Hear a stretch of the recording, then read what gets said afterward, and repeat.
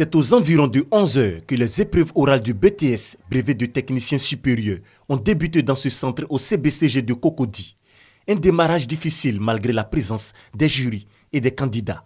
Aujourd'hui même, nous avons pris connaissance des différents jurys dans lesquels nous allons passer. On vient, on est assis là, on dit jury 7, on s'en va, c'est d'autres noms qui sont affichés.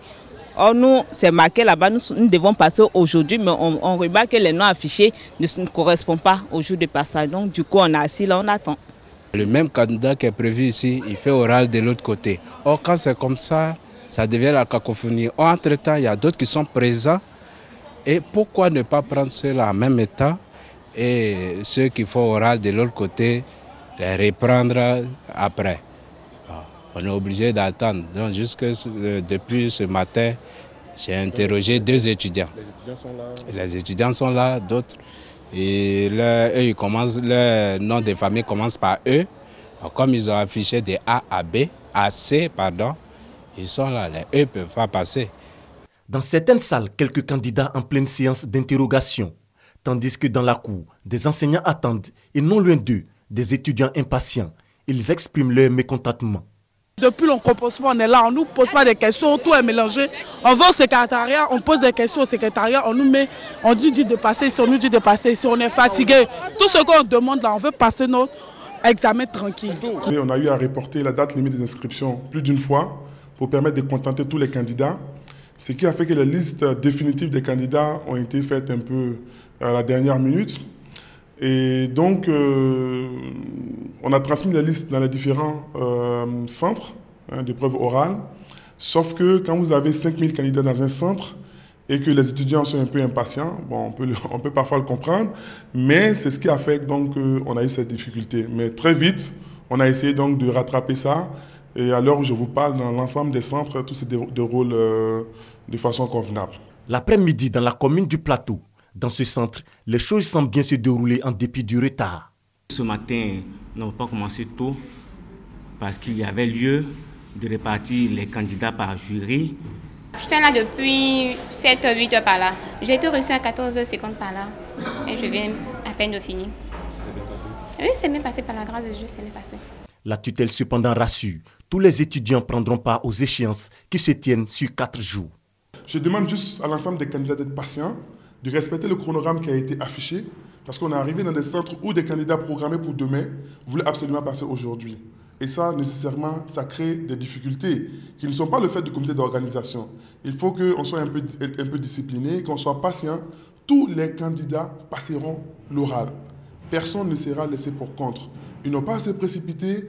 Les responsables des centres affichent un programme de passage pour permettre à ce que le centre ne soit pas engorgé. S'il y a 5000 candidats, si les 5000 sont là une matinée, ça pose problème. Donc nous demandons aux candidats de respecter le programme, d'être patients. L'ensemble des candidats passera l'épreuve orale. Ensuite, nous passerons à l'étape des écrits. Ils sont plus de 46 000 candidats sur toute l'étendue du territoire national qui participent à l'examen du BTS cette année. Après les oraux, les écrits se tiendront du 22 au 29 août 2016. Sur la place du marché d'Agou, les populations ont exprimé leur adhésion au projet « Chaque enfant compte ». Ce projet qui vise l'accès des enfants aux besoins essentiels de la vie, comme les soins adéquats de santé et une bonne nutrition.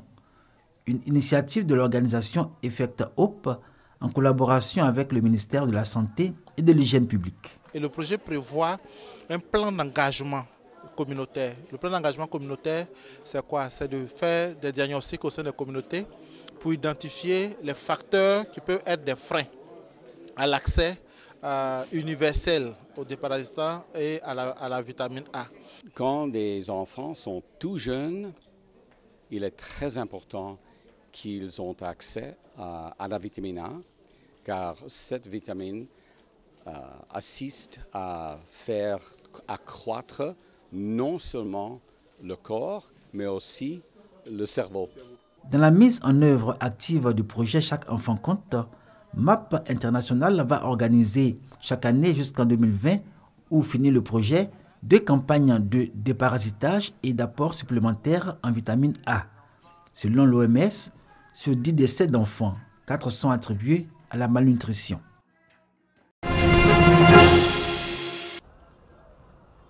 À Bobo, rond-point de la mairie, cette place est l'un des endroits les plus bouillants de cette commune. Chaque jour, des milliers de personnes transitent par ici pour allier leurs différentes destinations. Ici, les chauffeurs des véhicules de transport en commun, communément appelés Gbaka et Woro, font la loi. Malgré la présence des forces de l'ordre, ils garent et roulent comme ils veulent, au mépris du code de la route. C'est le travail du démarrage souvent. En plus de leur indiscipline, il y a aussi le comportement de certains de leurs apprentis. Les apprentis, quand ils ont besoin des clients, en tout cas, ils te font bien. Ils te prennent comme un neuf, mais il suffit que seulement tu sois dans les véhicules. Maintenant, c'est comme si tu es devenu comme un objet, ils s'en foutent de toi, quoi.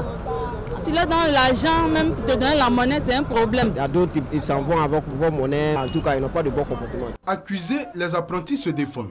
Bon, il peut monter. Bon, il ne dit pas en apprenti que bon, 100 francs. Bon, maintenant, bon, arrivé en bas du pont, bon, il donne 100 francs en apprenti. Bon, maintenant, en apprenti, c'est plein maintenant. Pour amener les mises en cause au changement de comportement vis-à-vis de leurs clients et aussi les exhorter au respect du code de la route, le ministère de la Promotion de la Jeunesse, de l'Emploi des Jeunes et du Service civique initie cette journée de sensibilisation. Pour nous, c'était bon que, dans le cadre de la Semaine nationale du civisme, nous venions à Bobo pour sensibiliser cette marche de la population-là.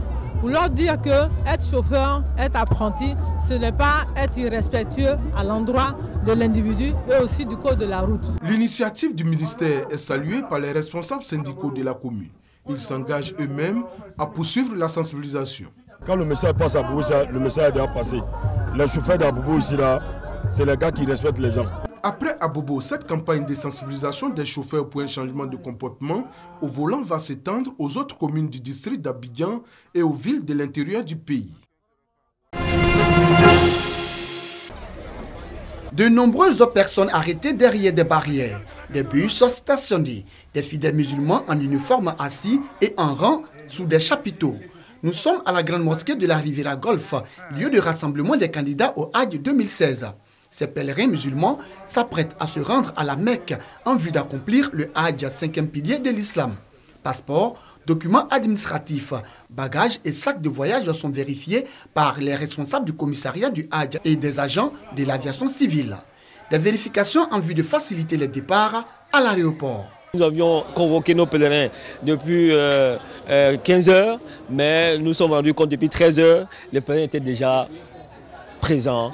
Et comme nous avons donné le 15 heures la convocation, début des opérations à 16 heures, et par la grâce de Dieu, je pense que nous avons respecté le temps. Et vous voyez, vous constatez également, vous voyez un peu tout ce processus-là en train de se dérouler dans le meilleur conditions. Nous ne faisons que remercier le Seigneur pour ce premier vol. Heureux, les pèlerins entendent multiplier prières et adorations pour la paix en Côte d'Ivoire. On demande beaucoup de prières pour nous, pour qu'on puisse répondre à l'appel du Seigneur, notre Créateur. Allez saine et sauve et revenez saine et sauve. Vous trouvez aussi saine et sauve. Allez prier pour le pays, allez prier pour tous les Ivoiriens, afin que la paix prospère dans notre pays. Les prières justement s'adressent à toute la communauté musulmane, à tout le pays tout entier et à toute l'Afrique, à tout le monde entier, pour qu'il y ait plus de paix justement dans ce monde-là, dans lequel nous vivons tous. Cette année, ce sont 5600 pèlerins musulmans qui accompliront le Hajj.